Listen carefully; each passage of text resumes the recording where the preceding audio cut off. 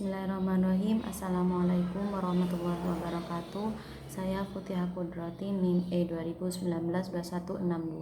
Saya dari Prodi Ekonomi Syariah. Di sini saya akan menjelaskan tentang uang dan juga fungsinya.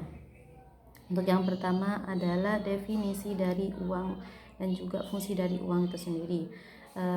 Definisi atau pengertian dari uang itu sendiri adalah suatu benda yang diterima secara umum oleh masyarakat di suatu wilayah guna mengukur nilai, menukar, dan juga membayar setiap transaksi pembelian barang dan jasa serta menimbun suatu kekayaan.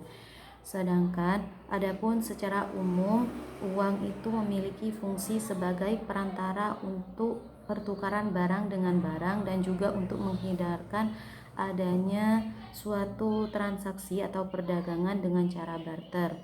Secara lebih rinci, uang itu mempunyai dua fungsi, yaitu fungsi asli dan juga fungsi turunan. Yang mana fungsi asli uang di sini adalah sebagai alat tukar untuk bertransaksi atau berjual beli. Yang sedangkan fungsi turunannya yaitu uang itu sebagai alat pembayaran hutang, alat penimbun atau pemindah kekayaan serta modal, dan juga alat untuk meningkatkan status sosial. Dan selanjutnya yaitu syarat-syarat adanya uang. Yang pertama, adanya jaminan dari pemerintah sehingga penggunaan untuk berbagai keperluan dapat dipercaya oleh masyarakat. Yang kedua adalah acceptability atau istilah lainnya diterima secara umum.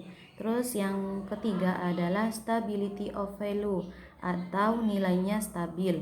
Jadi uang itu harus mempunyai nilai yang stabil atau frekuensinya tidak naik turun supaya orang-orang mau menggunakannya sebagai alat tukar.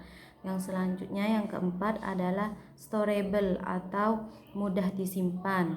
Terus yang kelima portability atau mudah dibawa. Yang keenam adalah durability atau tidak mudah rusak. Yang ketujuh divisibility atau mudah dibagi.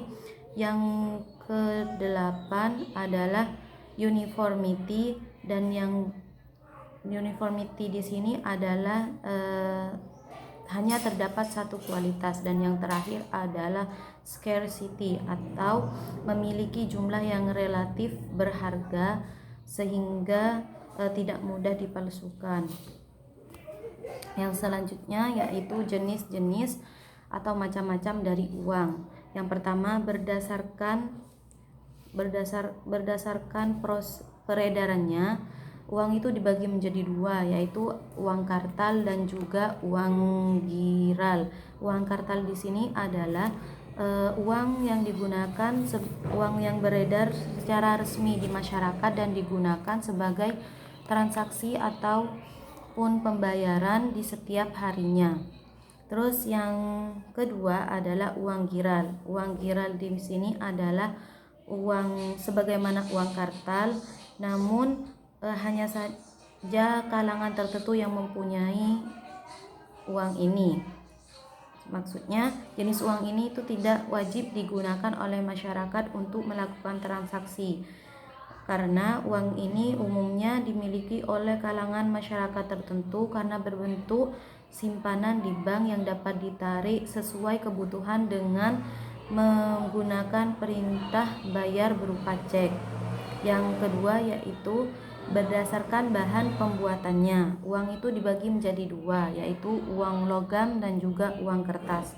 Uang logam di sini masih dibagi lagi menjadi tiga bagian, yaitu yang pertama adalah nilai intrinsik atau nilai dari bahan yang digunakan untuk membuat mata uang.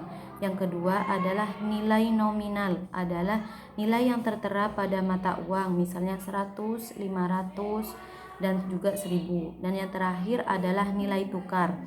Nilai tukar di sini adalah nilai yang dapat ditukarkan dengan suatu barang. Contohnya, uang Rp5.000 bisa ditukarkan dengan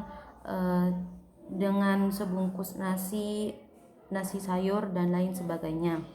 Yang kedua adalah uang kertas. Uang kertas di sini ada uang yang terbuat dari bahan kertas khusus yang tidak mudah sobek dan juga tidak mudah rusak.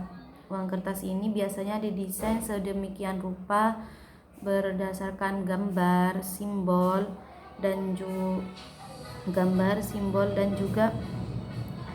juga logo tertentu yang dapat dikenali dan juga dapat dibedakan untuk setiap satuan nominalnya. Contohnya seperti uang kertas pecahan seperti 1000, 2000, 5000 dan lain sebagainya. Mungkin hanya itu yang dapat saya sampaikan, kurang lebihnya mohon maaf. Terima kasih. Wassalamualaikum warahmatullahi wabarakatuh.